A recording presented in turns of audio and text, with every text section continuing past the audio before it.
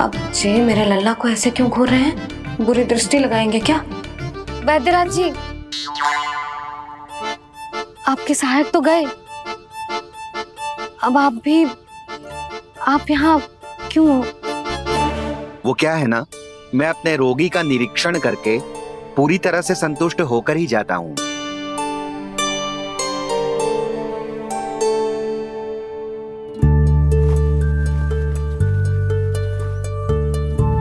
हाँ, संकेत तो अच्छे हैं, कल सुबह तक बिल्कुल ठीक हो जाएगी।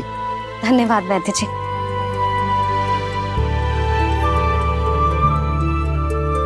बस तो फिर हम कल पकड़न पकड़ाई खेलेंगे जानकी।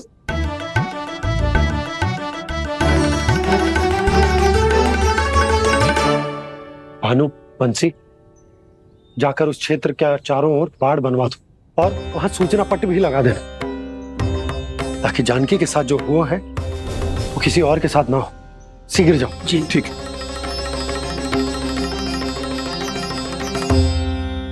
बाड़ और सूचना पट लगवाने से समस्या का समाधान नहीं होगा बाबा। निर्दोष पशु सूचना पट देखकर भी कुछ समझ नहीं पाएंगे।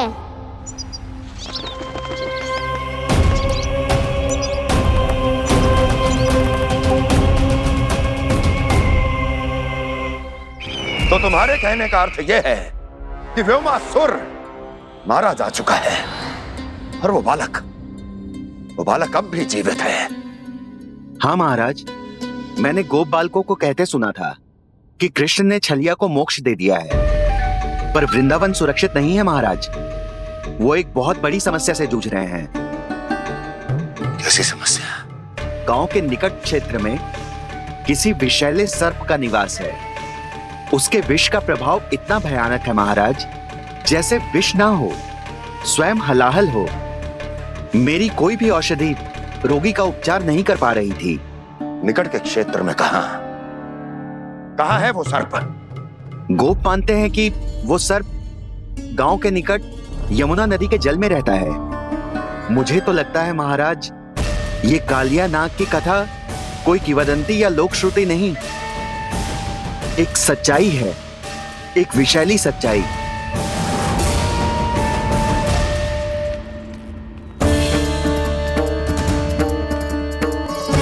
कालिया का सामना करने का समय आ गया है, पर उससे पहले मुझे बुलाना होगा उन्हें।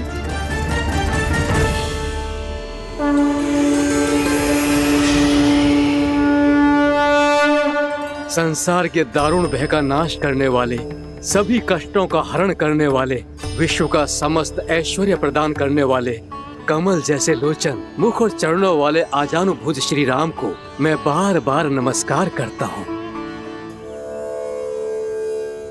आपदामपहर्तारं दातारं सर्व संपदाम लोकाभिरामं श्री रामं भूयो भूयो नमाम्यहम्। कागभूसोंडी कागभूसोंडी कागभूसोंडी। प्रभु क्षमा करें, मुझे जाना होगा।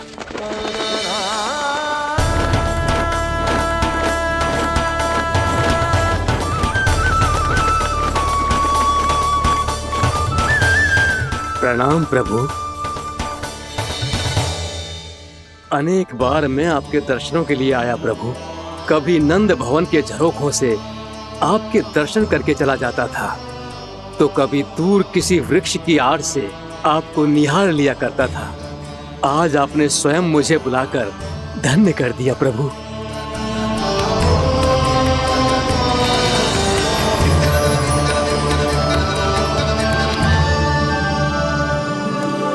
मैंने आपको यहाँ एक विशेष कारण से बुलाया है। आपके श्राप से इस कालिया नाग को मुक्त करने का समय आ गया है। ये तो बहुत ही उत्तम समाचार है प्रभु। इतने वर्ष बीत गए, मुझे आज भी स्मरण है वो दिन जब मैंने उन्हें श्राप दिया था। अपने क्रोध पर नियंत्रण खोकर बहुत बड़ी भूल कर दी थी मैंने प्रभु। बीती हुई घटनाओं पर दुखी होके कोई लाभ नहीं है। हमें भविष्य की ओर देखना होगा।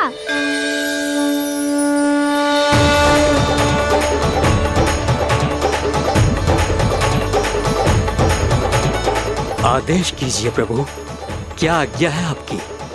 जब मैं कालिया नाग का सामना करने जाऊं, तो आप यहीं रहिएगा। आपको अपने आप पता चल जाएगा कि कब क्या करना है। और हाँ, लौटते जाते समय नारद मुनि से कहिएगा, वो आकर मुझसे भेंट करे। अवश्य प्रभु, प्रणाम।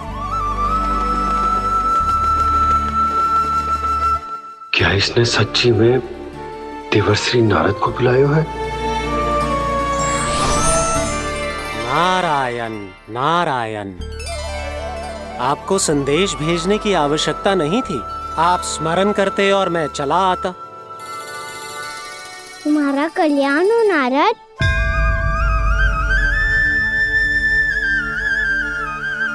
मैंने तुम्हें एक विशेष कार्य के लिए बुलाया है।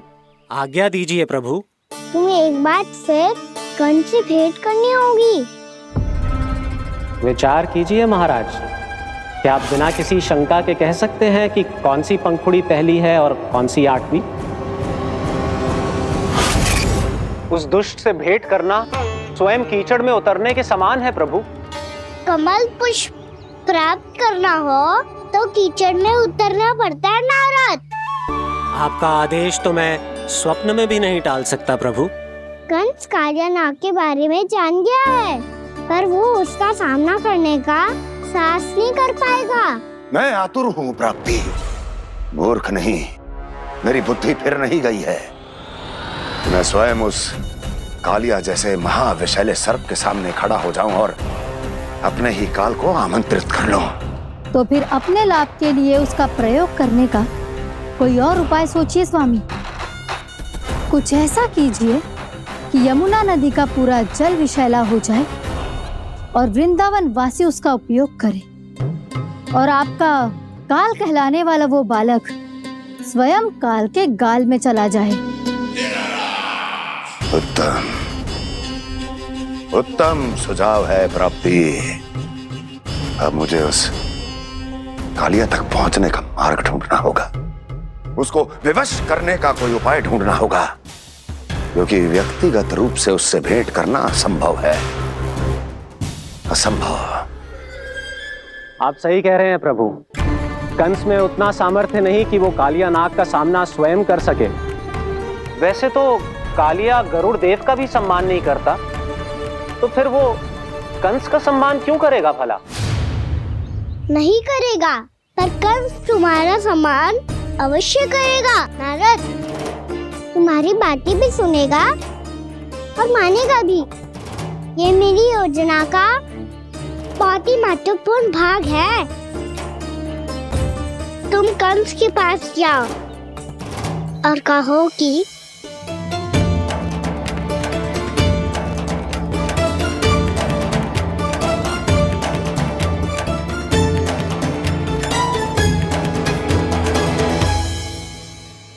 संतान अपने माता पिता को तीर्थ का सौभाग्य दिलाती, पर मेरा लल्ला कितना महान है कि उसने हमारे घर को ही तीर्थ बना दिया। ऐसा तीर्थ जहां मेरी आंखों के सामने भक्त और भगवान का मिलन हो रहा है। जो आज्ञा प्रभु।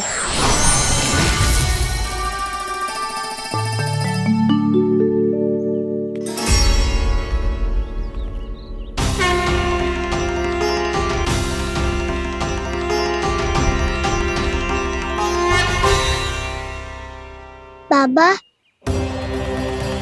कान्हा, ये सब क्या चल रहा है? पहले काक भुसुंडी जी और फिर जे नारद जी। क्या योजना बना रहे हो तुम? कान्हा, बता ना लल्ला, क्या सोच रहे तू? कान्हा देख, अगर तुझे अपने बाबा को ना बताना हो ना, अपने भक्त को बता दे। क्या सोच रहे हो लल्ला? क्या करने वाले हो आप?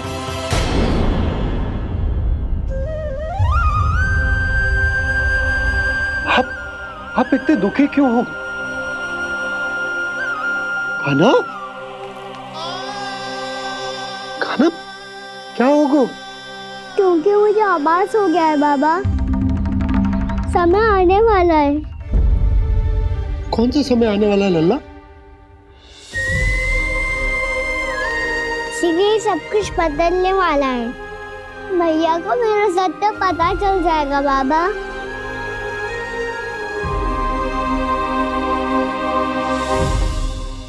पर लल्ला, इसका काक भुसुंडी और कालिया नाग से क्या संबंध है? ऐसा क्या हुआ था और क्या होने वाला है?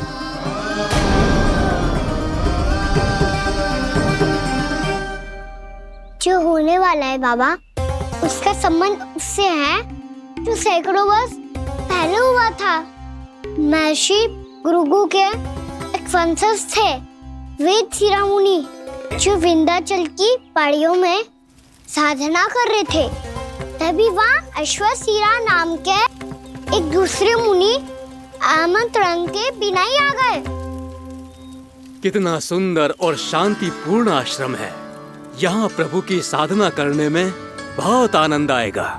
शीघ्र ही अश्वशिरा मुनि उपस्थिति के कारण होने वाले व्यवधान से बाध्य होकर वेद शिरोमुनि ने अपनी आंखें खोली। कौन हो तुम और यहाँ क्या कर रहे हो? आपके आश्रम में बहुत शांति है मुनिवर। साधना करने के लिए बहुत ही उत्तम स्थान है ये।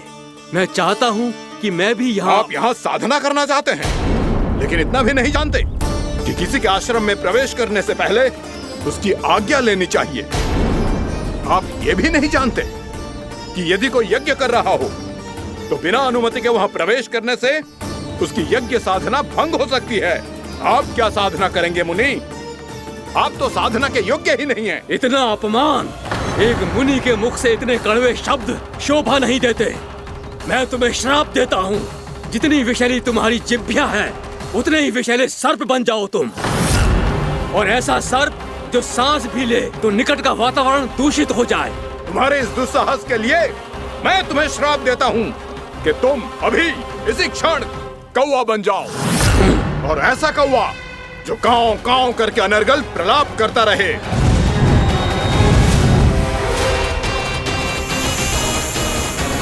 ये मैंने क्या किया? ये मैंने क्या किया?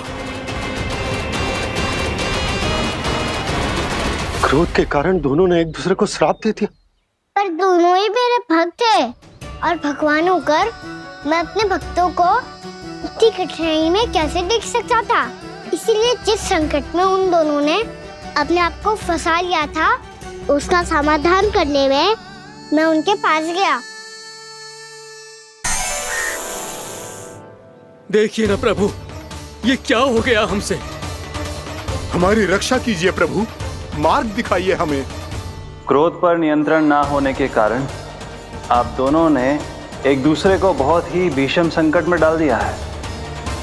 आप दोनों ही तपस्वी, तप के बल से दिए गए आपके श्राप को लौटाना भी संभव नहीं है। प्रभु कोई तो उपाय होगा, हम आपके शरण में हैं प्रभु। अपराध तो हमसे हुआ है प्रभु, पर अब आपसे ही आशा है। कुछ ऐसा कीजिए भक्त वत्सल, जिससे हम दोनों के श्राप का प्रभाव कुछ कम हो जाए। आप दोनों ही मेरे भक्त हैं, इसलिए आपकी पीड़ा का निवारण करने का एक उपाय है मेरे पास। वेद शिरोमुनि, जब आप कालिया नाग बनेंगे तो आपको मेरे चरणों को अपने शीश पर धारण करने का सौभाग्य मिलेगा। और अश्व शिरोमुनि, आप काग योनि होने के बाद भी आप श्रेष्ठतम ज्ञान और सर्वाधिक यौगिक सिद्धियों के स्वामी होंगे और प्रवचन दिया करेंगे। इसके बाद अश्वशिरा मुनि काक भुसुंडी बन गए, जिन्होंने आगे चलकर स्वयं गरुड़ देव को रामायण सुनाई। और मुनि वेदशिरा महर्षि कश्यप और देवी कत्रियों के पुत्र कालिया नाग बनकर जल में। और अब वही कालिया नाग जमुना जी में, जिनके कारण जानकी के प्राण लगभग चले ही गए थे। अब कालिया नाग को उचित स्थान पर भेजने का समय आ गया है बाबा। पर ये तो अच्छी बात है कान्हा। वेद शिरा मुनि को दिया हुआ तुम्हारा वचन भी पूरा हो जाएगा, जमुना जी की शुद्धि भी हो जाएगी। इस सब के बाद भी तुम दुखी क्यों हो? क्योंकि इसके बाद मैया के सामने मेरा रहस्य खुल जाएगा बाबा। उन्हें पता चल जाएगा कि उनका बालक कोई साधारण बालक ना है। भविष्य में जो होने वाला है उसे सबके सामने घटने से रोकना मेरे लिए भी संभव ना होगा। मैया को सब पता चल जाएगा। क्या पता चल जाएगा रे मुझे?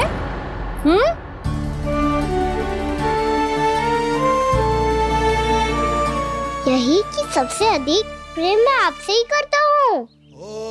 अब बस भी कर, चलो भोजन के लिए बुलाने आई थी तुम दोनों को। भूखा थोड़े ना रहने दूंगी अपने लल्ला को, मेरा लल्ला दुर्बल हो जाएगा ना। आप खिलाओगे तो ही खाऊंगा। हाँ ठीक है, मैं ही खिलाऊंगी। अब चल, आओ जी चल।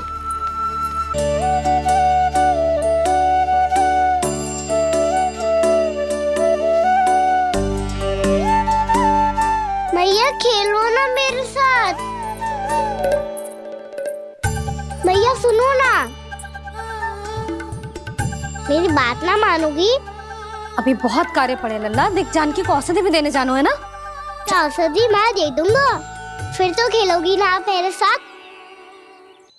पिछले कुछ दिनों से अपनी मैया का अधिक से अधिक प्रेम पाने का प्रयास करो है कान्हा।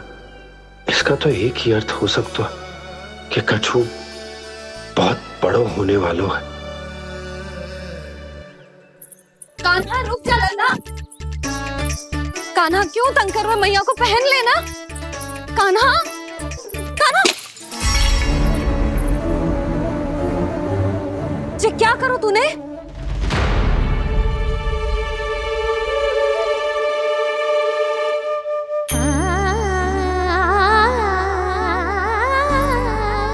अच्छा ठीक है, अब मुंह लटकाने की आवश्यकता ना है। ये ले।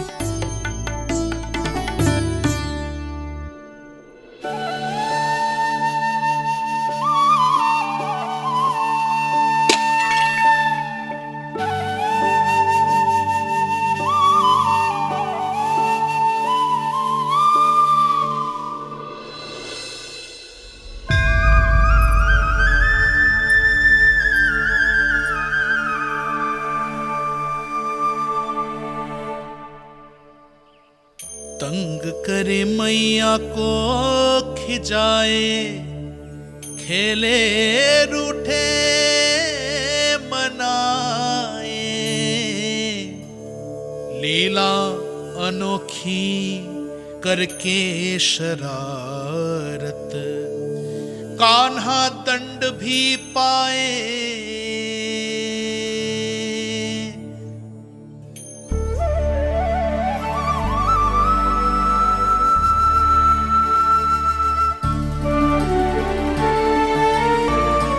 रूठना मनाना, खेलना खिलाना, पहले शरारत करके क्रोध दिलाना और फिर क्षमा मांग लेना, ये सब जानबूझकर कर रहे है कान्हा। जैसे जीवन भर के लिए अपनी मैया की ममता को अपने हृदय में समेट कर रखना चाहते हो। कैसे कैसे करूं उस कालिया से मित्रता, कैसे करूं उसका उपयोग?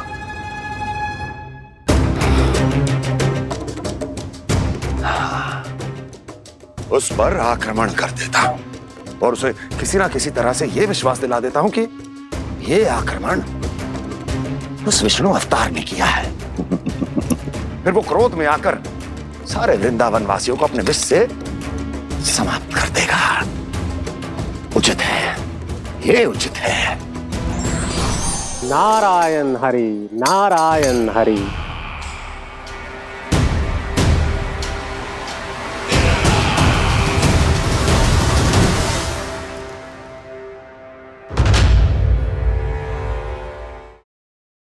यशोमती मैया के नंद लाला, नारायण हरि, नारायण हरि।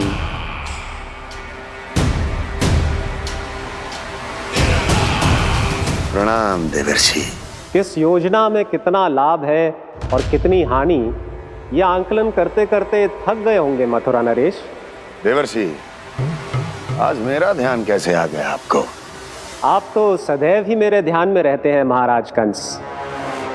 सत्य तो यह है कि मथुरा में जो भी हो रहा है मुझसे छिपा हुआ नहीं है। मैं जानता हूं कि आप किसी भी असुर को वृंदावन क्यों ना भेजें, और वो असुर कितना भी शक्तिशाली क्यों ना हो, कृष्ण का सामना नहीं कर पाता। या तो पराजय स्वीकार करके आपके पास लौट आता है, या तो फिर वीर गति को प्राप्त हो जाता है।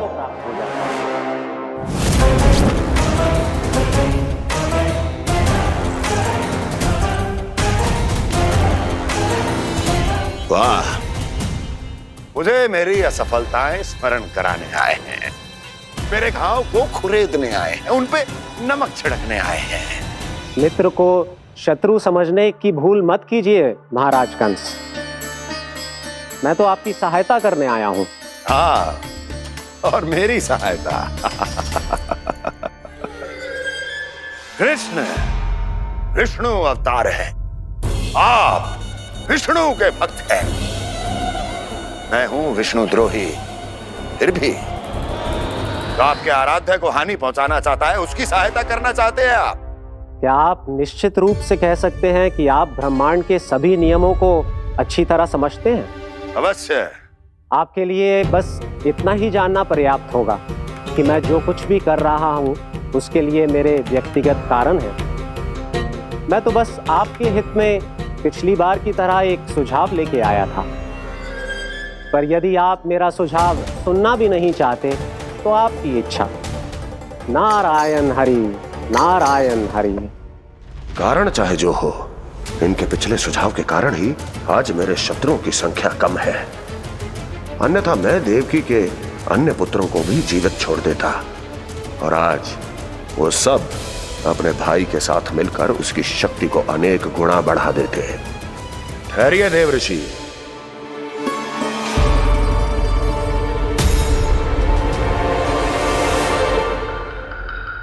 बताइए क्या सुझाव है आपके पास?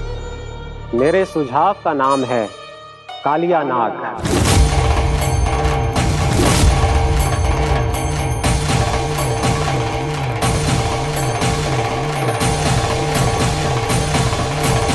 उसके विषय में मैं जानता हूं देवर्षि।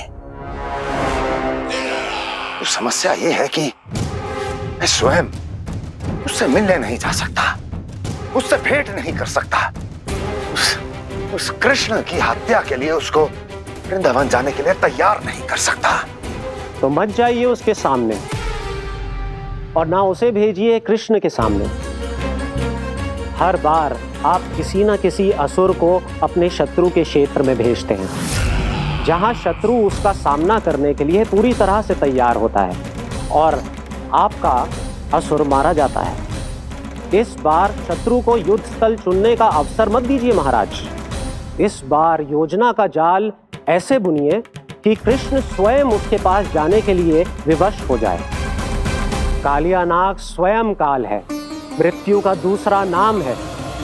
उसके विष का उपयोग अपने लाभ के लिए कीजिए महाराज। वैसे कालिया के विष की अधिकता का अनुमान तो होगा ही आपको।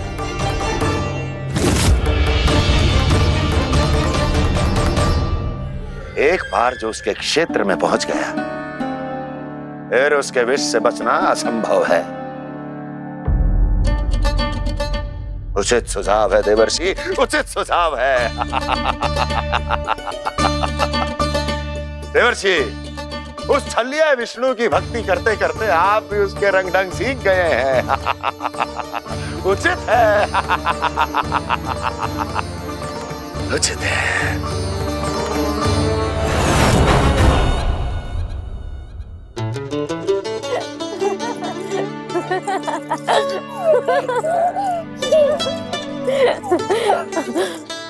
बस बस, बहुत आनंद ले लियो लल्ला। बस अब दूध पी ले। ठहर ठहर, गर्म है। जी ले ले।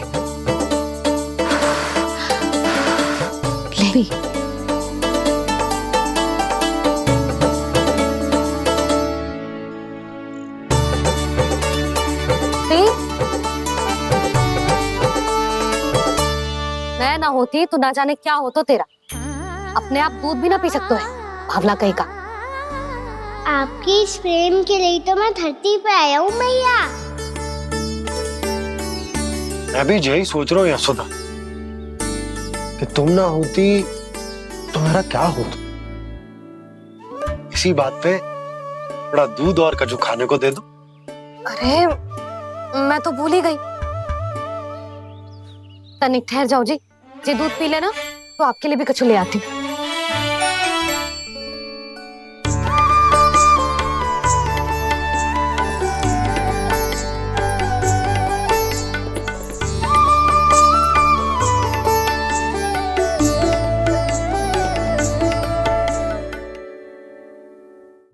प्रणाम महाराज।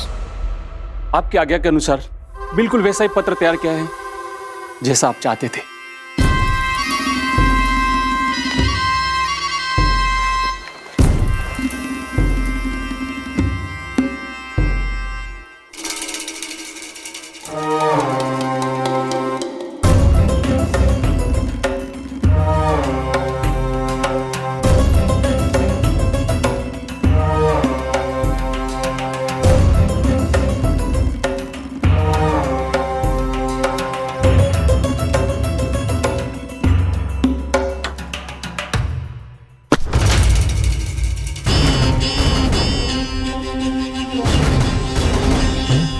कृष्ण जन्म से लेकर आज तक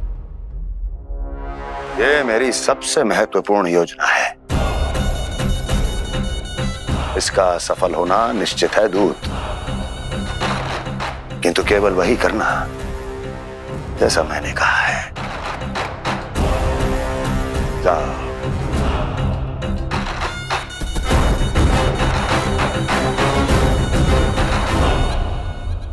कान्हा,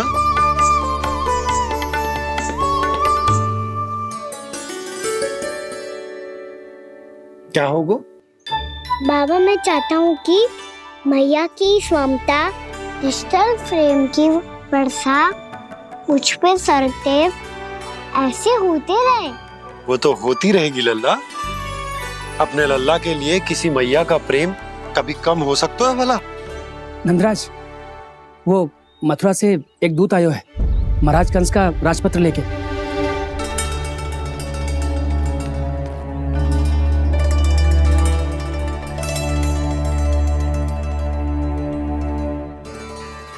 कान्हा अब क्या करने वाला है? तेरे बाबा कहाँ गए? हाँ? कंस मामा का खेल आरंभ हो गया है, पर मैया वो सब सुनेगी तो व्यर्थी चिंतित हो जाएगी। बस थोड़ा बाहर गया मैया, कछु खा रही से। बाहर इस समय?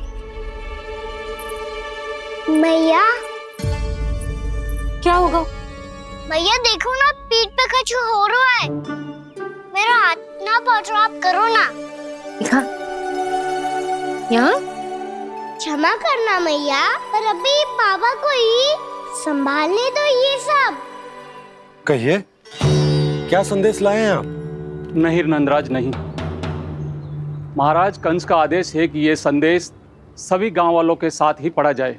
ठीक है, मैं गांव वालों के सामने पढ़ दूंगा, पर मुझे तो दीजिए पढ़ने के लिए। महाराज की आज्ञा का पालन करना आपके लिए भी आवश्यक है नंदराज। सभी गांव वासियों की सभा बुलाइए। बंसी, सभी गांव वालों की सभा बुलाओ। राजपत्र में ऐसा क्या संदेश भेजो है कंस ने? अब मेरे पत्र को पढ़कर सब भौचक के रह जाएंगे। और वो कृष्ण, उस कृष्ण के पांव के नीचे से तो भूमि खिसक जाएगी, आकाश फट पड़ेगा, बिजलियां गिर जाएंगी। प्राप्ति, ओ प्राप्ति, कंस का पत्र स्वयं को बहुत अधिक शक्तिशाली समझता है ना वो। अब देखता हूं कैसे वो इस महासंकट का सामना करता है। वो कृष्ण, वो अपनी मृत्यु स्वयं चुनेगा या मृत्यु की वेदी पर चढ़ा देगा प्रिय वृंदावन वासियों को।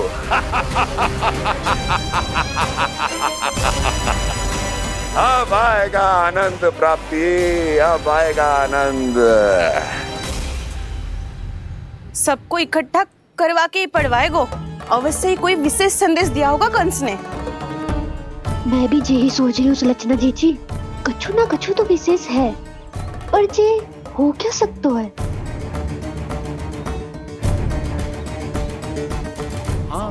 बात तो सही है। ऐसा क्या हो सकता है? सभी गांव वासियों के सामने कहा जाए, कछु तो विशेष अवश्य लग रहे हो। बाहर तक कोलाहल क्यों हो रहा है? मैया, मैया, अब क्या होगा? मैया देखो ना, सर पे कछु हो रहा है। लल्ला, नारायण ने तुझे हाथ दिए हैं ना? पीठ की बात अन्य थी। अपने सिर की सेवा स्वयं कर। सर पे तो हाथ पहुंच रहा है ना?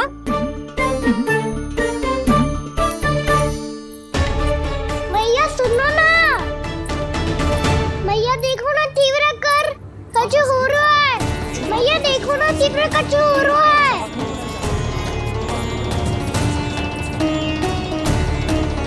सब लोग आ चुके हैं, अपना संदेश सुनाइए आप। गोपराज नंद और सभी वृंदावन वासियों को सूचित किया जाता है कि मथुरा अधिपति और आप सभी के महाराज कंस ने कल सुबह भव्य पूजा का आयोजन किया है। इसके लिए राज्य को वृंदावन के क्षेत्र के निकट यमुना नदी के मध्य में खिलने वाले 1 कोटि कमल के पुष्पों की आवश्यकता है। इसीलिए आप सभी को यह आदेश दिया जाता है कि ये सभी कमल के पुष्प प्रथम पहर से पहले राजसभा में पहुंचा दिए जाए। इतने सारे वो भी प्रथम पहर से पहले कैसे हो सकते हैं? यदि आप ऐसा करने में असफल रहे तो इसे राज आज्ञा का उल्लंघन माना जाएगा और राजद्रोह के आरोप में आप सभी को कड़े से कड़ा दंड दिया जाएगा। स्मरण रहे, यदि कल की पूजा में इन 1 कोटि कमल के पुष्पों का ना पहुंचने के कारण कोई व्यवधान आया तो समस्त वृंदावन वासियों को दोषी माना जाएगा और पूरे गांव को निवासियों सहित धूल में मिला दिया जाएगा। कल प्रथम पहर तक का ही समय है आप सबके पास।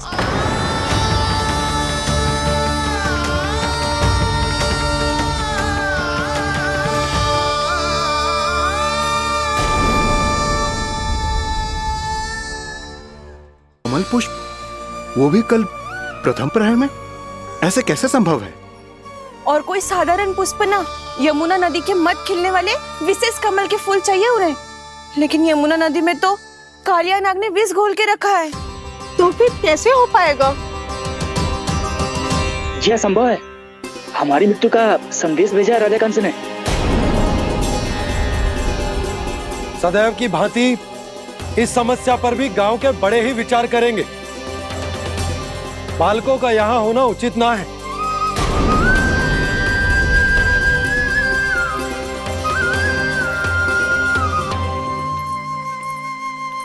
लल्ला, ले जगेंद ले, जा अपने सखाओं के साथ खेल। सुबह उज्जवल, मधुमंगल वसंता, देखो मैया ने क्या दिया है। चलो खेले, बहुत आनंद आएगा आज।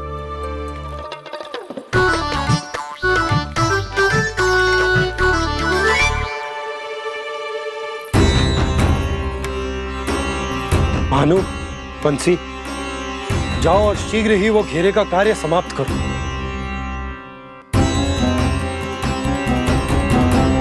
पर कछु ना कछु तो करना पड़ेगा ना। पर हम कर ही क्या सकते हैं? पुष्प लाने को और कोई उपाय है भी तो ना। मैं चला जाऊंगा जमुना जी में। वैसे भी मेरे जीवन के कितने दिन शेष बचे हैं। गांव के लिए, समाज के लिए कुछ करके मरूं, तभी तो शांति मिलेगी। ना काका, यदि आप उस विषैले जल में छलांग लगा भी दोगे, किंतु 1 कोटि कमल पुष्प एकत्रित कर पाना आपके लिए संभव ना है। इससे अच्छा है कि मैं चला जाऊं। यदि मैं मर भी गया तो मेरे पीछे रोने वाला कोई ना है। किसी को कहीं जाने की आवश्यकता ना है। गोप नरेश होने के नाते ये मेरा कर्तव्य है कि मैं आप सबकी रक्षा करूं। नंदराज, आपको जाना है तो जाओ, हरिया, काका, भैया सब चले जाओ। लेकिन आपको पता है वहाँ का जल कितना विषैला है। आप लोग एक क्षण भी जीवित नहीं रह पाओगे। फिर कैसे इकट्ठा करेंगे 1 कोटि कमल पुष्प? आप बात तो सही कह रही हैं शांति। उस दुष्ट कंस ने ऐसी मांग रख के हम सबको फंसा दिया। हम में से कोई भी क्यों न चला जाए और इस संकट का समाधान न निकलेगा। कान्हा, बताना कौन सा खेल खेलें? गेंद पकड़ खेलते हैं। पर एक बात सुन लो सब, कोई भी तीव्र गति से ना फेंकेगा गेंद को। भैया ने फ्रेम बनाई है मेरे लिए। सब तैयार हो?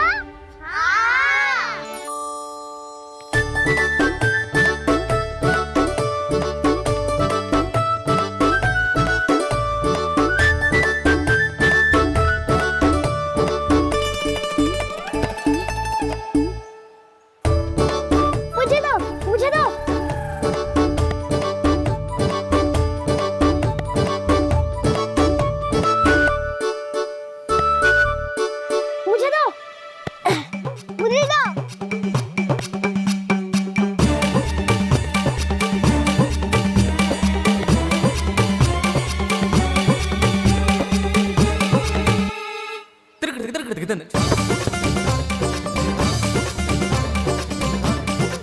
कान्हा, इतनी धीरे से फेंकेगो तो कैसे आनंद आएगो?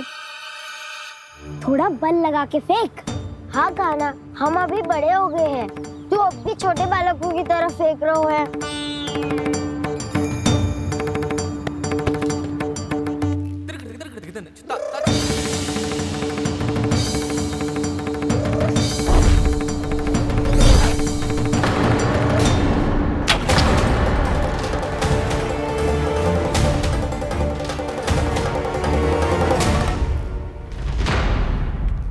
दीदी, ये क्या करो कान्हा? गेंद तो डूब गई।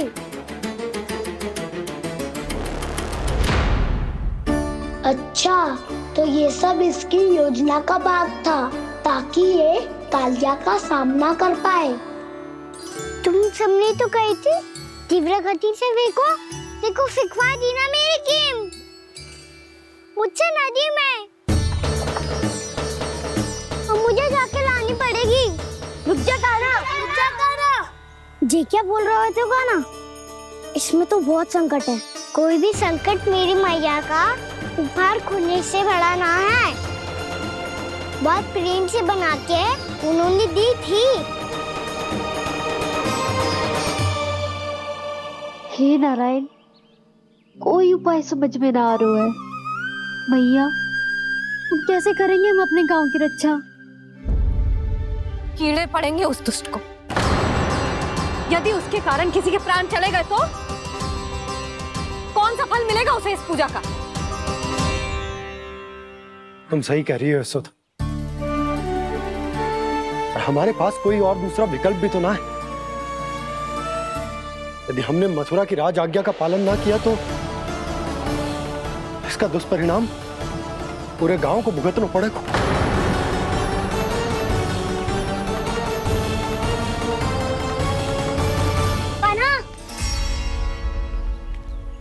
तुम्हें पता है कि तो भगवान है, दिव्य है, बहुत शक्ति है तुझमें। पर फिर भी हम तुझे विषैले जल में ना जाने दे सकते। कुछ होगा तो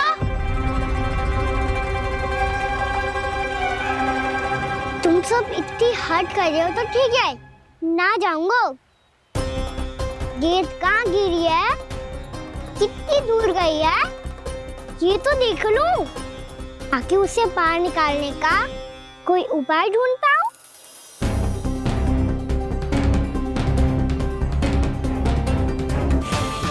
हाँ।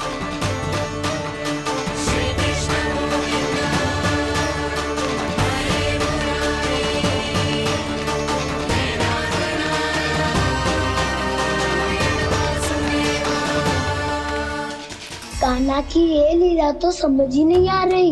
पहले इसने देवश्री नारद को मथुरा जाकर कंस को भड़काने के लिए कहा, फिर स्वयं ही दुखी भी हो गया कि अब इसका रहस्य सबके सामने खुल जाएगा। और अभी स्वयं में तो इसने कहा था कि गेट बहुत महत्वपूर्ण है, फिर स्वयं ही उसे नदी के विसले जल में फेंक दिया।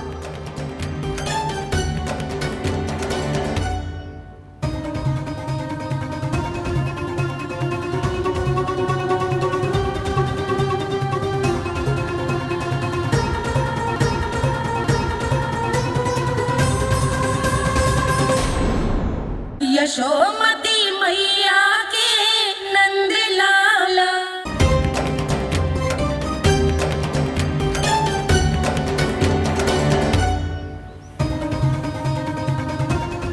कान्हा तू ऊपर क्यों चढ़ रहा है? अरे ऊंचाई से देखूंगा तभी तो गेंद दिखेगी।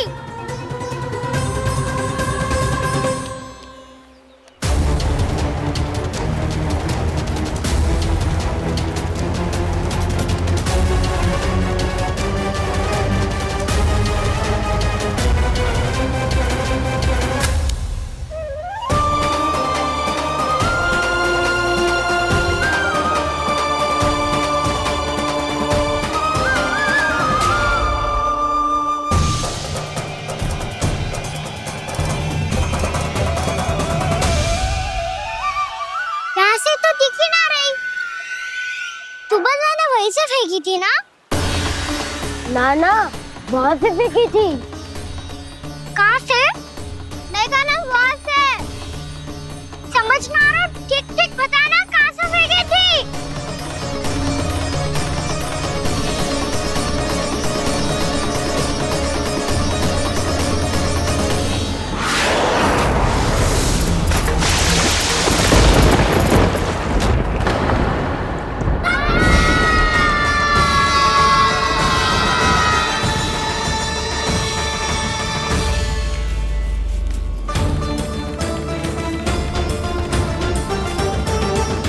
कालिया नाग के क्षेत्र में जाकर कोई भी जीवित वापस ना लौट सको।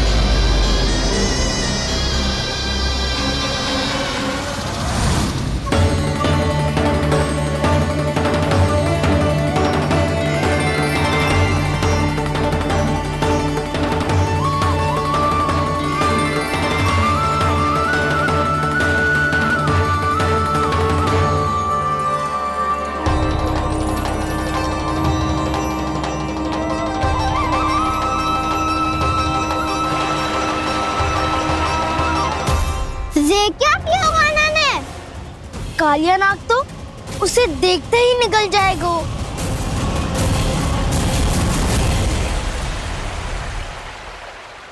तो आरंभ से अब तक सब कुछ उसकी लीला का ही भाग था।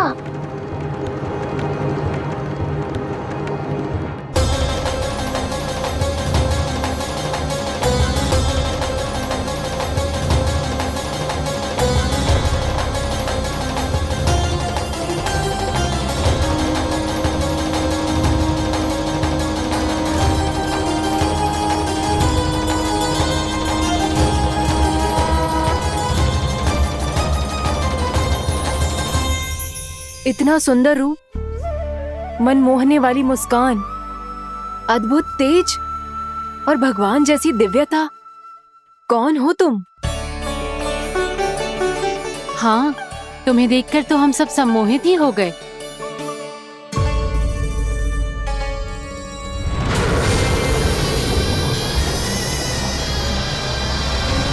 तुम जो भी हो बालक, वापस लौट जाओ। हमारा हृदय तुम्हें ही देखते रहना चाहता है, किंतु यदि हमारे पति जाग गए तो तुम्हें अवश्य हानि पहुंचाएंगे। ये बहुत विषैले है बालक, कालकोट जैसे भयानक। इनके विष से तुम नहीं बच सकोगे। नंदराज, कालिया नाग के विष का प्रभाव बढ़ते ही जा रहा है। पहले 8 कोस तक उसके विष का प्रभाव था, अब तो 1 योजन से अधिक क्षेत्र में फैलो है। जल पीने के प्रयास से अनेक पशु मारे गए हैं और नदी के निकट के वृक्ष और वनस्पति सब नष्ट होने लगे।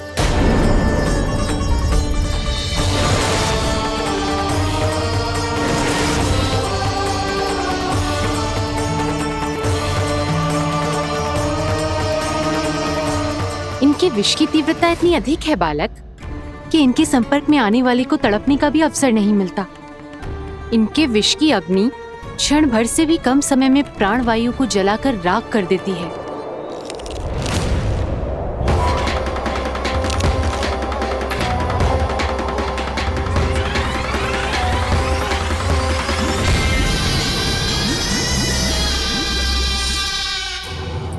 तब तो समस्या और भी गंभीर हो जाएगी।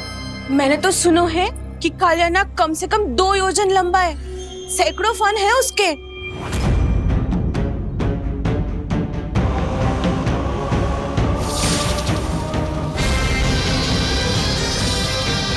इसका अर्थ तो ये है कि हम दोनों ओर से फंस गए। एक और कंस को 1 कोटि कमल पुष्प देने जो कि कालिया नाग के क्षेत्र में पड़ते हैं, और दूसरी ओर उस कालिया नाग का विष यमुना जी के क्षेत्र में बढ़ता ही जा रहा। इसके कारण हम ही नहीं, निर्दोष पशु पक्षी भी संकट में।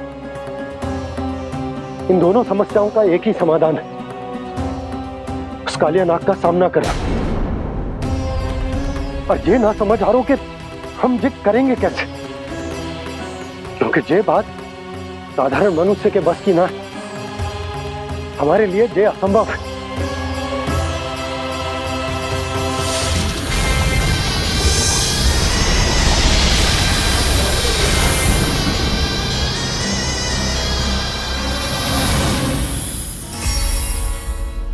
अब तो तुमने अपनी आंखों से भी देख लिया बालक, ये कितने विषैले हैं। नींद में भी विष उगलते हैं। इससे पहले कि तुम्हें कुछ हो जाए, चले जाओ यहाँ से, मान लो हमारी बात। आप सब मुझे जानती भी नहीं और फिर भी मेरी इतनी चिंता कर रही हैं आप। माँ की ममता भेदभाव नहीं जानती। तुम भी किसी के पुत्र हो और हम सब भी माँ हैं। एक माँ को हर बालक में अपनी ही संतान दिखाई देती है, इसलिए हम तुमसे विनती करते हैं, वापस चले जाओ, बचा लो अपने प्राण। मेरी चिंता मत कीजिए, मुझे कुछ नहीं होगा। होगा, अनर्थ होगा यदि ये उठ गए तो।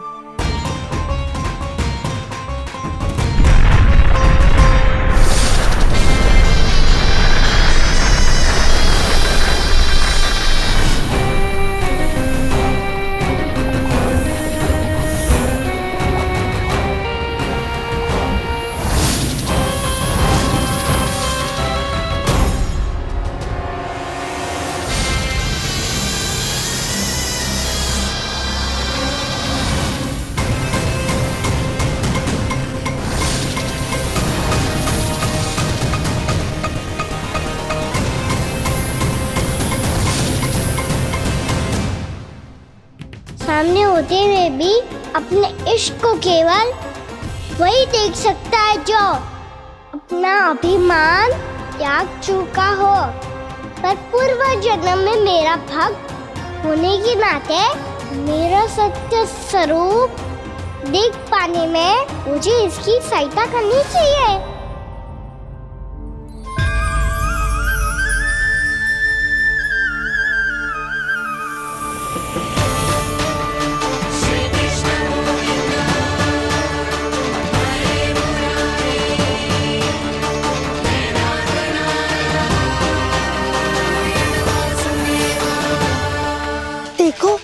हमारा छोटा सा कान्हा जैसे डट के खड़ा हुआ है, इतने विशालकाय, इतने महाभयंकर सबके सामने।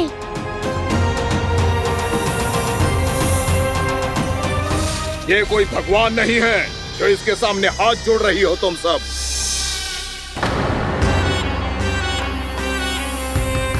एक सामान्य साधारण बालक है ये, जो ये तक नहीं जानता कि इसके सामने है इसका काल, कालिया।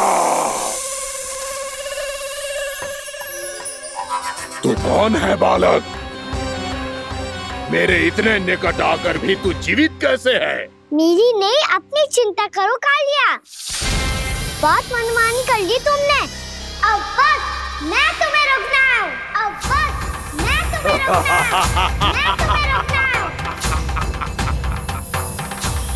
बित्ते भर का है तू, मेरे विष के बारे में जानता ही क्या है? और कहता है मुझे रोकने आया है। किससे? किससे रोकना चाहता है तू मुझे? मुझे क्रोध दिलाने की भूल मत कर बालक। अपनी फुंकार से ही तेरी इस मुस्कुराहट को अंतिम मुस्कुराहट बना सकता हूं मैं। शीघ्र बता, कौन है तू और किसने भेजा है तुझे? तुम्हें आवाज भी है कि अपनी पुकारों से तुम कितना विष भूल चुके हो। पवित्र यमुना नदी को कितना दूषित कर दिया तुमने।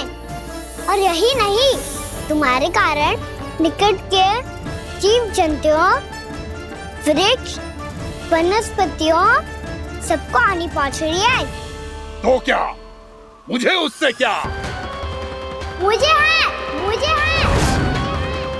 आपत्ति है मुझे तुम्हारी इस व्यवहार से,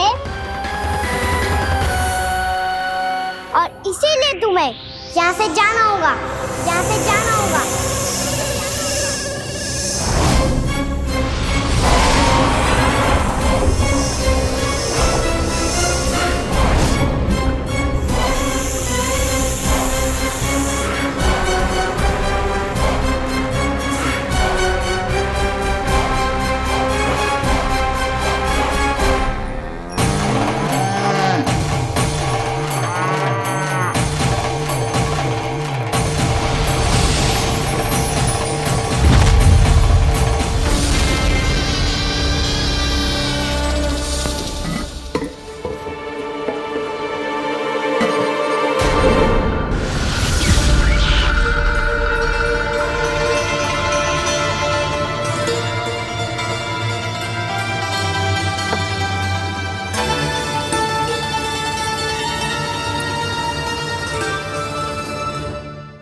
मुझे आदेश देने का साहस भी कैसे किया तूने?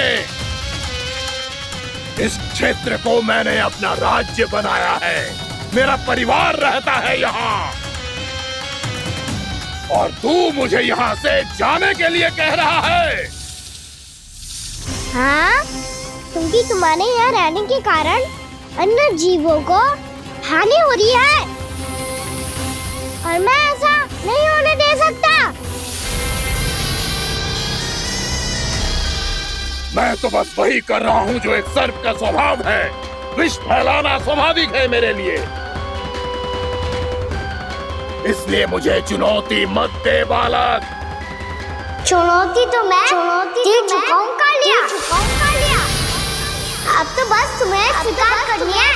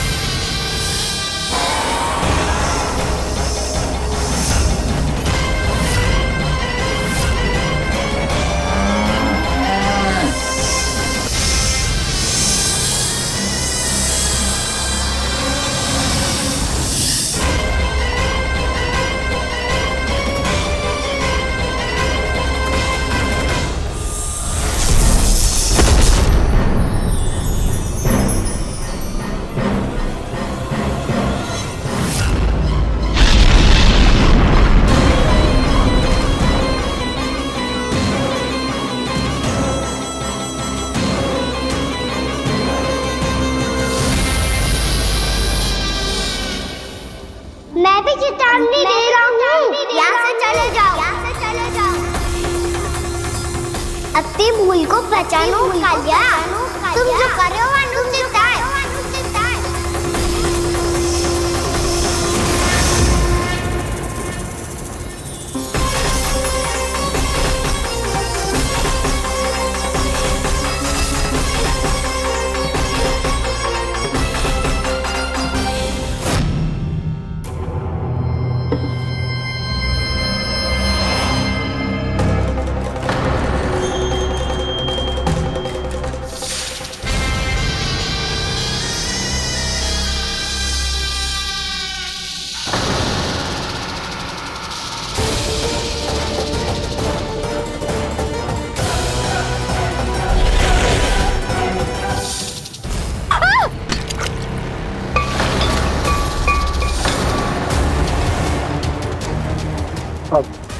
मैं आता हूं। क्या हो गया सुधा? मुझे आवाज हो रहा है जी, कछु ना कछु गड़बड़ है। यशोदा, जो समस्या हमारे सामने है, हम सभी उसका समाधान खोजने में जुटे। तो तुम विश्वास करो, मैं कोई ना कोई समाधान अवश्य ढूंढ लूंगा। हम कैसे भी करके वो कमल के पुष्प उस कंस तक पहुंचा देंगे। नाना, समस्या उससे कहीं अधिक है, उससे कहीं अधिक बड़ी, उससे कहीं अधिक भयानक है।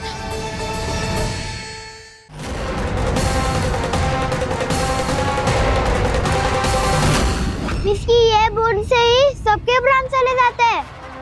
इसने तो विस्की धारियां फेंके हुए हैं खाना पे। कान्हा कैसे बच्चे को अधिक विष से? इसका विष तो क्या, ये सर स्वयं भी छू तक नहीं पाएगा हमारे कान्हा को।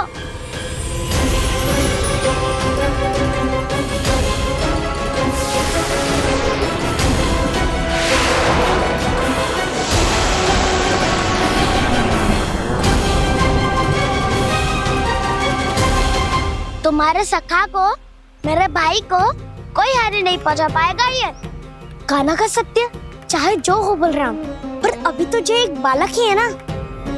देखो कैसे विष के कारण स्थिर हो गया है।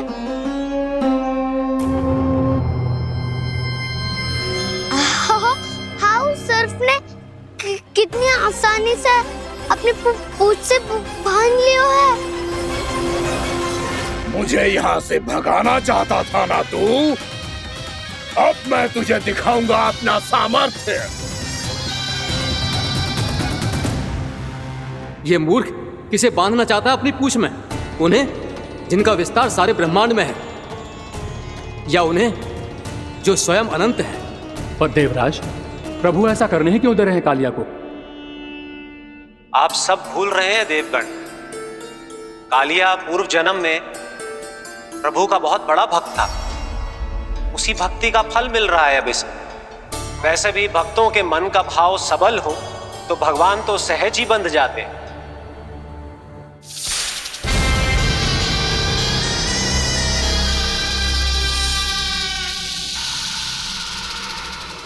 बलराम, तुमने ही तो कही थी कान्हा को कछु ना होगा।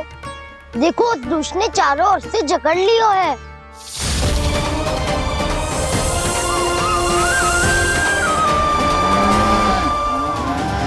ये क्या कह रही हो तुम? जसोदा जी, क्या हुआ? घबरा क्यों रही हो आप? सुलोचना, मुझे आभास हो रहा है कुछ बहुत बड़ी अनहोनी हो गई है। नंदराज, नंदराज, नंदराज,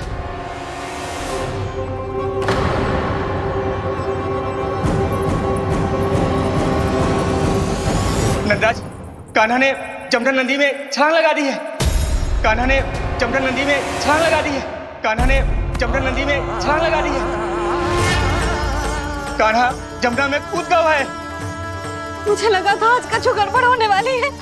मुझे आज कान्हा को ना जाने देना चाहिए था।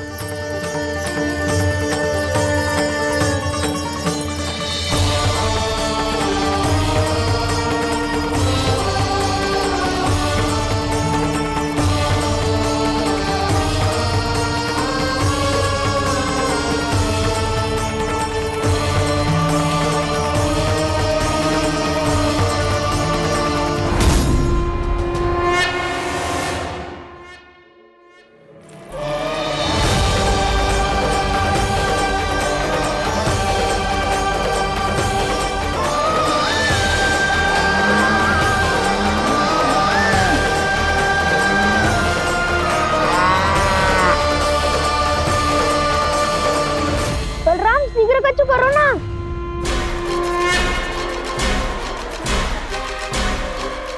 कछु भी करो पर कान्हा को बचाओ। नाग बहुत भयंकर है, कान्हा अकेले ना संभाल पाएगा इसे।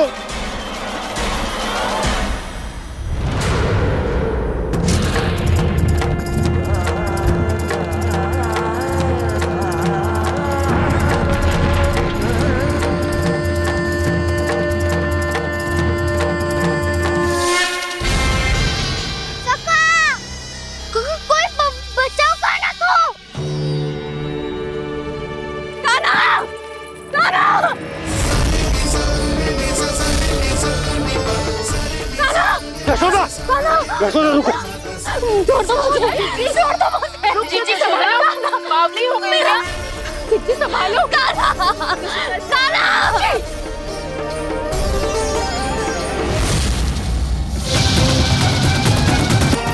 हे नागराज, आप मेरे प्राण ले लो पर कान्हा को छोड़ दो।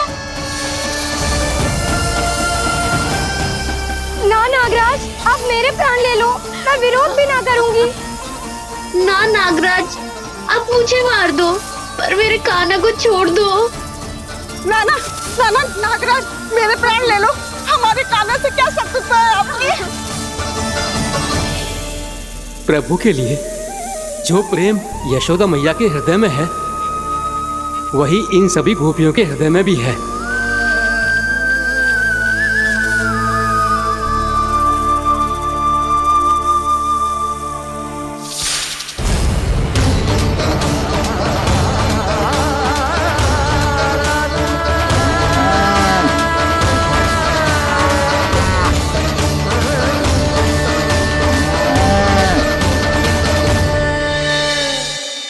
यशोदा, यशोदा,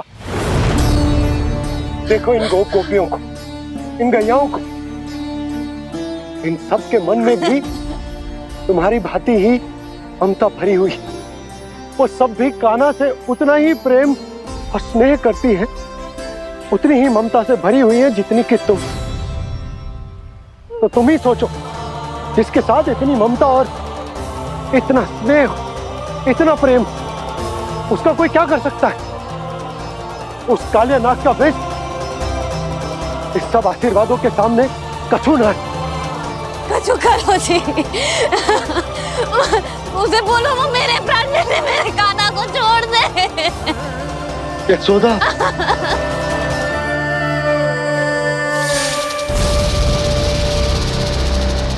केवल इन्हीं में नहीं देवराज, नाग पत्नियों के हृदय में भी ममता का वही प्रेम उमड़ रहा है। देखिए। मैं आपके हाथ जोड़ती हूँ स्वामी, इस बालक को छोड़ दीजिए। ये अवश्य ही कोई दिव्य आत्मा है स्वामी। हम आपसे विनती करते हैं स्वामी, इस नन्हे बालक को हानि मत पहुंचाइए स्वामी। मेरी पत्नियां मेरे ही शत्रु के लिए विनती कर रही हैं।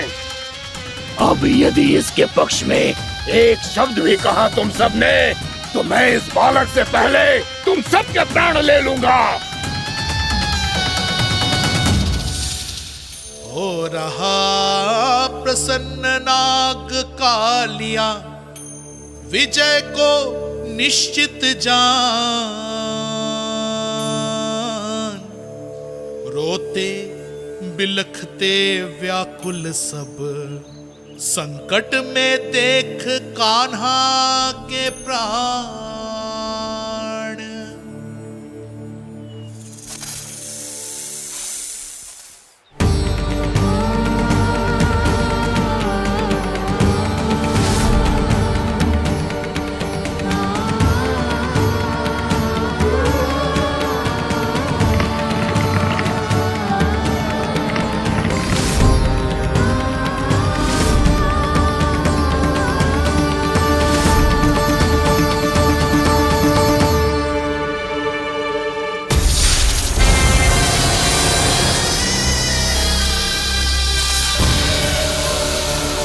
कुछ करो जी, मेरे लल्ला को बचा लो, कोई तो कुछ करो। जीजी संभालो यशोदा।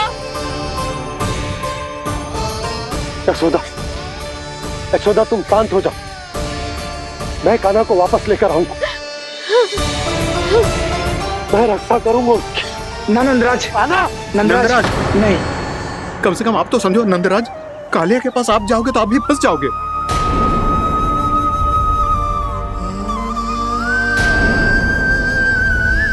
बलराम, तेरा भाई इतनी भीषण संकट में है और तुझे जरा भी दुख ना हो रहा? क्या आप सब अब तक नहीं समझ पाए कि कान्हा सच में कौन है?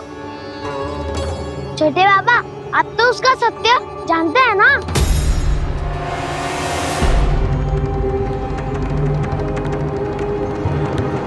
मानता हूँ कि आप सब कान्हा के रहस्य के बारे में नहीं जानते, पर क्या उसके जन्म से आज तक घटी एक से बढ़कर एक विचित्र घटनाओं को भी भूल गए हैं आप सब?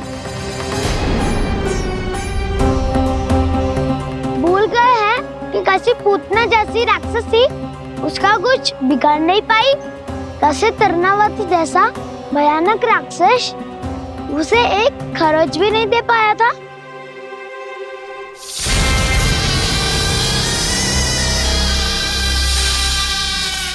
आप सबने अपनी आंखों से देखा था ना, बकासुर से कान्हा की रक्षा करने देवता स्वयं आए थे, पर सत्य तो ये है कि वो सभी देवता भी उस असुर के सामने असमर्थ हो गए थे। तब कान्हा ने बहुत ही आसानी से उस भयंकर असुर का वध किया था, एक ही बार में धराशायी कर दिया था उसे। तो आप सभी सोचिए, बार बार ऐसे असाधारण कार्य करने वाला बालक साधारण कैसे हो सकता है? अब तो आरंभ से ही सारा सत्य जानते हैं छोटे बाबा। रहस्य छुपाने में सदैव कान्हा की सहायता करते आए आप, और आज आप स्वयं ही उसके सत्य को भूल रहे हैं। और तुम सब भी तो जानते हो कान्हा की शक्तियों के बारे में, तो क्या तनिक भी विश्वास ना है अपने सखा पे? बलराम, जे तू क्या कह रहा है? मैंने जो कहा उसका एक एक शब्द सत्य है छोटी माँ। यदि प्रभु की इच्छा हुई तभी कुछ ही क्षणों में सब कुछ अपनी आंखों से स्वयं अनुभव कर लेंगे आप।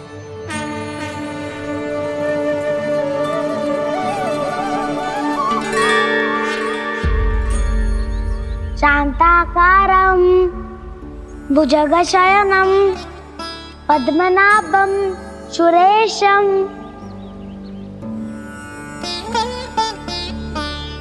विश्वाधारं गगनसदृशं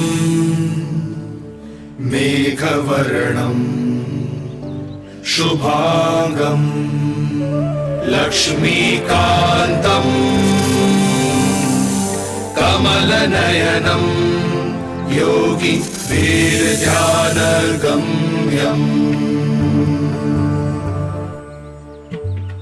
वन्दे विष्णुं भवभयहरं सर्वलोकैकनाथम्।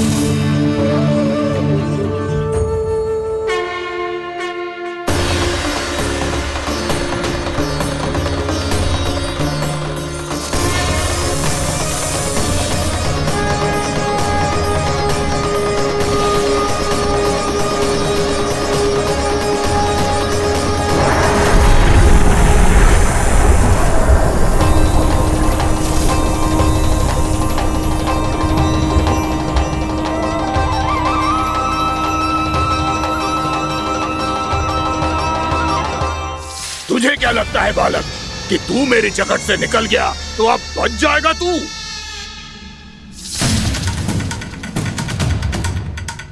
मेरे विष से अपनी प्राण रक्षा करने में सफल रहा, मेरी जकड़ से भी छूट गया, पर मेरे दंश से नहीं बच पाएगा।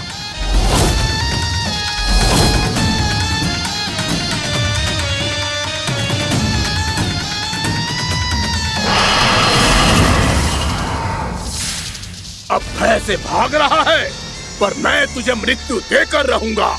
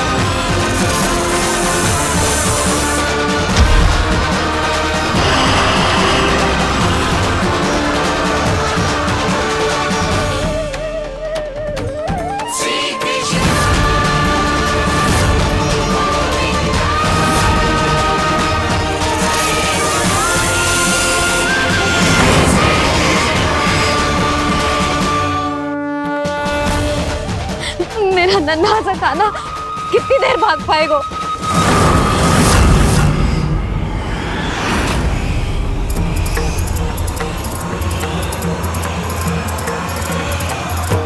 और कितनी प्रतीक्षा करोगे मेरी भक्त कालिया? भक्त नहीं, काल हूँ मैं तेरा। जब अहंकार का मुकुट बुद्धि को ढक लेता है तो भक्त अपने भगवान को भी नहीं पहचान पाता। व्यर्थ की पहेली में मत उलझा बालक। ना मैं भक्त हूँ और ना तू भगवान।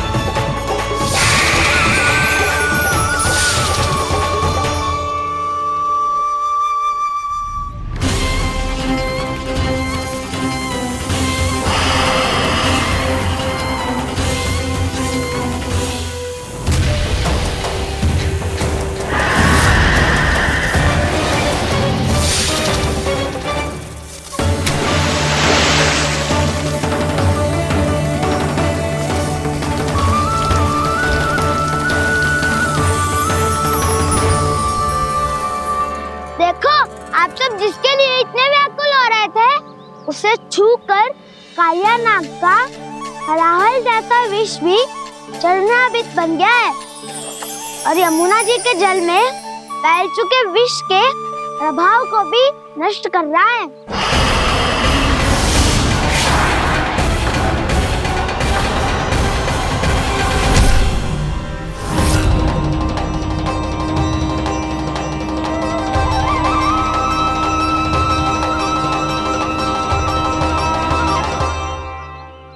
धर्म रक्षक अधर्म विनाशक प्रभु श्री कृष्ण का कौशल सचमुच अद्वितीय है। नारायण नारायण।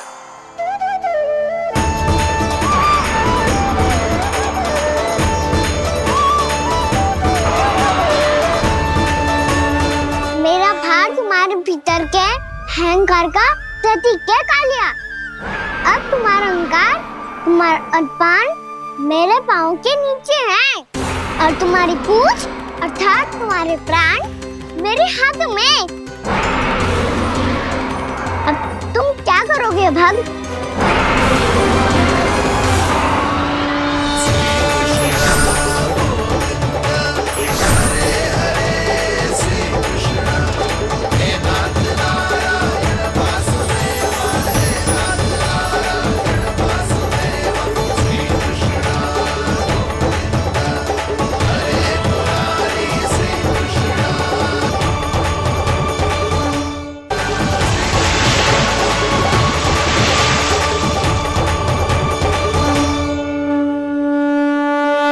प्रभु, भले ये आपको पहचानने में असमर्थ हो, पर हम सब ने आपको पहचान लिया है। हाँ प्रभु, एक भक्त होने के नाते और एक अर्धांगिनी और माँ होने के नाते मैं आपसे इनके प्राणों की भिक्षा मांगती हूँ। अपनी कृपा दिखाइए और इन्हें क्षमा कर दीजिए। आपके लिए मित्र और शत्रु में कोई अंतर नहीं प्रभु। उसी तरह आपकी कृपा और दंड में भी कोई अंतर नहीं। दोनों दया ही तो हैं, अकारण ही किसी को प्राप्त नहीं होती। हमें विश्वास है कि हमारे पति को मिला ये दंड कोई अभिशाप नहीं है, आपका वरदान है। ये सत्य है प्रभु कि इनसे बहुत से पाप हुए हैं। इनके विष से बहुत सारे जीव जंतु को हानि पहुंची है, पर अब आपके चरण इनके शीश पर पड़ गए हैं। ऐसी कृपा तो बड़े बड़े महान महात्माओं को भी दुर्लभ है, और इन्हें प्राप्त हुआ तो अवश्य ही ये किसी महान पुण्य का ही फल है। हे प्रभु, उन्हीं पुण्य कर्मों की शक्ति का आह्वान कर मैं आपसे विनती करती हूँ, इन्हें प्राण दान दीजिए। मैं अपने इस भक्त को क्षमा अवश्य करूंगा देवियों, यदि ये अपने अहंकार को त्याग कर मुझे पहचान ले तो।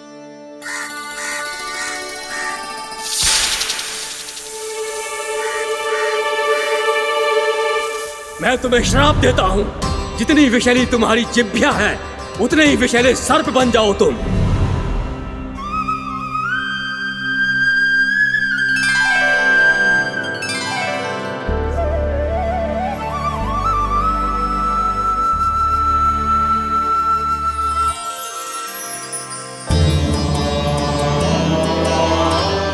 नारायण, मुझे क्षमा कीजिए नारायण। मैं तो आपका परम भक्त था, किंतु मैं आपको पहचान नहीं सका। इसका दंड तो मुझे मिलना ही था, किंतु मैं अब प्रायश्चित करना चाहता हूं। इसके लिए यदि आप मेरे प्राण भी ले लेंगे तो भी मुझे कोई दुख नहीं होगा। मैं अपना जीवन, मृत्यु और अपना अस्तित्व सब कुछ आपको समर्पित करता हूं। मैं तुम्हारे क्रोध के कारण श्राप मिला, जिसे विशाल सर्प के रूप में तुम्हारा जन्म हुआ, और सर्प का तो स्वभाव है विष फैलाना, इसीलिए तुम्हें दंड नहीं दूंगा। मैं सिर्फ सभी अपराधों का पश्चाताप कर लिया, इसीलिए मैं तुम्हें क्षमा करता हूँ कालिया।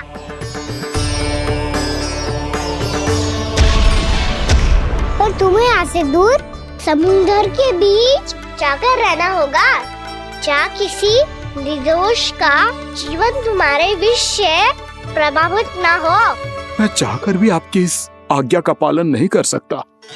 मैं असमर्थ हूँ प्रभु, क्योंकि यदि मैं इस क्षेत्र को छोड़कर गया तो मेरी मृत्यु निश्चित है। आपसे क्या छुपा है प्रभु, आप तो जानते हैं कि सर्प जाति और आपके वाहन गरुड़ के बीच अनंत शत्रुता चल रही है, जिसका प्रारंभ नागों के द्वीप नागालय से हुआ था। उस द्वीप पर छोटे जीवों को निगल जाने के लिए सर्प थे, और गरुड़ को सर्पों का स्वाद बहुत प्रिय था, इसलिए वो बार बार नागद्वीप जाने लगा था। पर इस कारण पूरी सर्प जाति उससे आतंकित हो गई थी, इसलिए जब भी गरुड़ वहां पहुंचता तो सभी सर्प छिपने लगते। जब गरुड़ को इसका आभास हुआ तो उसे बड़ा क्रोध आया, और वो उत्तेजना में भरकर सर्पों का शिकार करने लगा। भूख ना होने पर भी उन्हें मारने लगा। अब सर्पों के प्राण हरना उसके लिए खेल बन गया था। इस भीषण समस्या का समाधान ढूंढने के लिए पूरी सर्प जाति महान सर्प वासुकी के सामने इकट्ठी हुई। हे महान वासुकी, हमारी सहायता कीजिए। नागद्वीप पर गरुड़ ने आतंक मचा दिया है। पहले तो वो हमें अपना भोजन बनाता था, लेकिन अब हम उसके खेल का साधन बन चुके हैं। भूख हो या ना हो, जब तब आकर वो हमारे प्राण हर लेता है। अनुचित हिंसा के इस प्रथा का आरंभ सर्पों ने ही किया है। पहले आप सबने पूरे द्वीप पर अधिकार कर लिया, फिर आहार के साथ साथ आनंद के लिए भी आप सभी ने निर्दोष जीवों की हत्या की। और जब सृष्टि का संतुलन बनाए रखने के लिए गरुड़ आपको अपना आहार बनाने आया, तो आप सब अपने प्राणों की रक्षा के लिए छिपने लगे। तो फिर गरुड़ का उत्तेजित होना तो स्वाभाविक ही था। नागनाथ, जो हमने अन्य जीवों के साथ किया वही अब हमारे साथ हो रहा है, परंतु ये भी तो सृष्टि के संतुलन के विरुद्ध ही है ना? अवश्य है, इसलिए मैं गरुड़ से चर्चा करूंगा। धन्यवाद प्रभु।